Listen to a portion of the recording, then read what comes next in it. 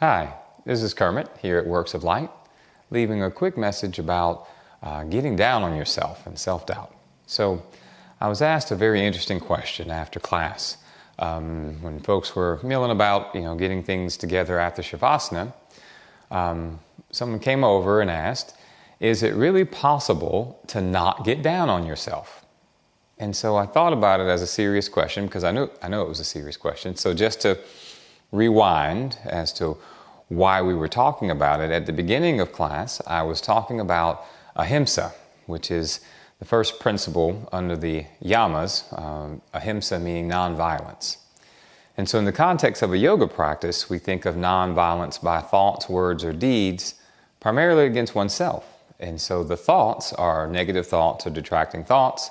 The words, whether mental or out loud, same thing. And in the case of the practice, the deeds are to do something that would put yourself into pain, hurt, or difficulty.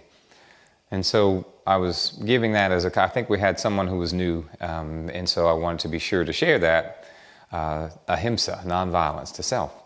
And then we continued with class. And so then after class, the question came, can we really not get down on ourselves and our thoughts? And so my answer to that is sure, it is very difficult. However, it is one of our tasks to stop. And so two quick, a practical notion or an idea, and then a more spiritual idea or notion to solve or to help with the same issue, namely self-doubt and harsh self-critique. So first, to answer what I would hear a lot whenever folks begin to talk about this thing is that internal voice of self-critique is felt to be necessary in order to keep one moving or to help a person strive or what have you, and that ends up being the perspective. My thought about that is to really question whether that's true. I mean, whoever the person is who's saying that of themselves, is that really true? Or is that voice really just helping to increase your blood pressure, decrease your quality of life, increase depression, and just really kind of be an internal constant kick? And so if it functions that way, it's not actually helpful and it is significantly harmful, actually. So the practical advice. There are many, many, many things that can possibly be done. And so I wanted to focus on just one because this is what we talked about here the other night. And that is one of the internal mantras of a self-critique or a self-doubter is constantly saying what you need to do. Like, I need to do this and I need to do that. And often when those needs arise in your mind, it's at a time when you can't actually accomplish that thing. Like you might be riding along or maybe in the bed and it has to happen at the office the next day or some other thing. And you say, I need. And if you notice, as soon as you say that, there's a tension, there's a pressure, there's a stress that comes along with it. And like I said, many of the times it can't even be accomplished in that moment. And so the one practical thing that we can try is whenever we are tempted, that internal voice to say, I need to do X, Y, and Z, we can say, I would like to do X, Y, and Z. It doesn't have the same harsh impact internally, and it puts it in perspective. This is something I would like to do. It's not an end-all, be-all imperative. If it's not done, the world will stop turning. It's not that kind of thing.